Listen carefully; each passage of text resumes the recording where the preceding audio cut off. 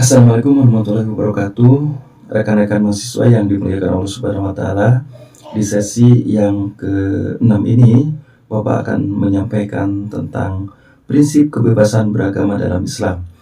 Secara etimologi, kebebasan beragama berasal dari dua kata, yaitu bebas yang artinya merdeka, tidak terikat, tidak terpaksa dan dapat melakukan keinginannya, dan beragama yaitu memeluk agama atau kepercayaan tertentu.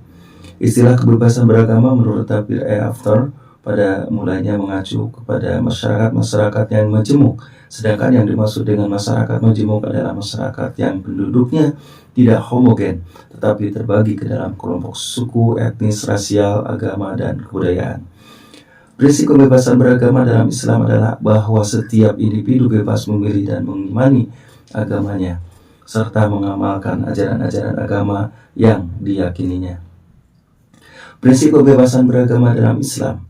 Kebebasan beragama dalam Islam didasarkan pada beberapa hal, yaitu 1. Tidak ada paksaan dalam memeluk agama, termasuk agama Islam. Hal ini tercantum dalam Al-Quran Surat Al-Baqarah ayat 256 yang menyatakan tidak ada paksaan dalam memasuki agama. 2. Kebebasan beragama merupakan anugerah dan nikmat dari Allah Subhanahu wa taala yang harus disyukuri. 3. Kebebasan beragama merupakan hak dan kebutuhan dasar manusia yang dapat menimbulkan rasa aman, tentram, dan damai. 4. Kebebasan beragama dalam Islam tidak memperkenankan cara kekerasan untuk menggiring manusia dalam Islam.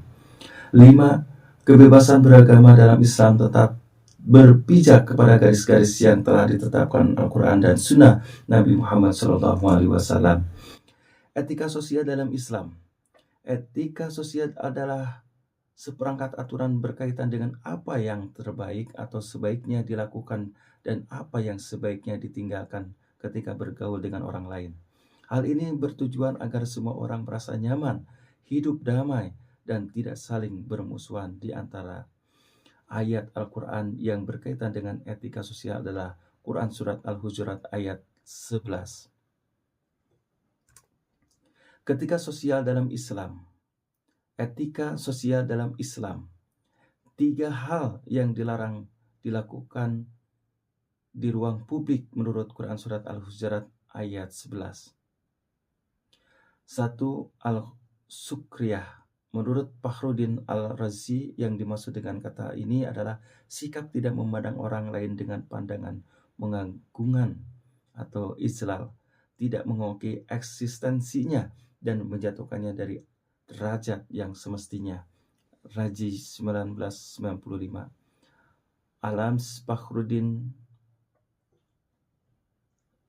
mengartikan kata ini dengan menyebutkan aib atau kejelekan seorang di depan orang lain. Al-Nabz, ayat tersebut mengajarkan untuk tidak memberikan julukan yang jelek kepada orang lain. Misalnya seorang menjuluki orang lain dengan nama binatang atau dengan sebutan-sebutan yang lainnya. Bila dengan kebebasan beragama, agama Islam melarang dengan tegas supaya umat Islam dapat menahan.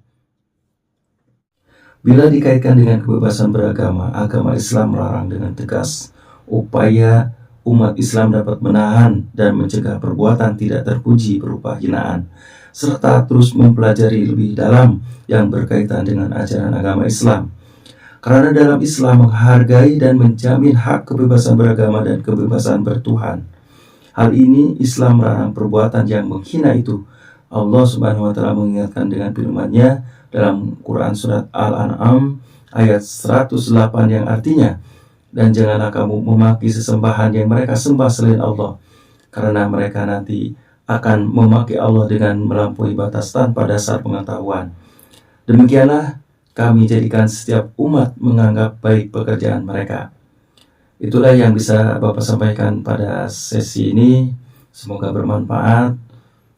Wassalamualaikum warahmatullahi wabarakatuh.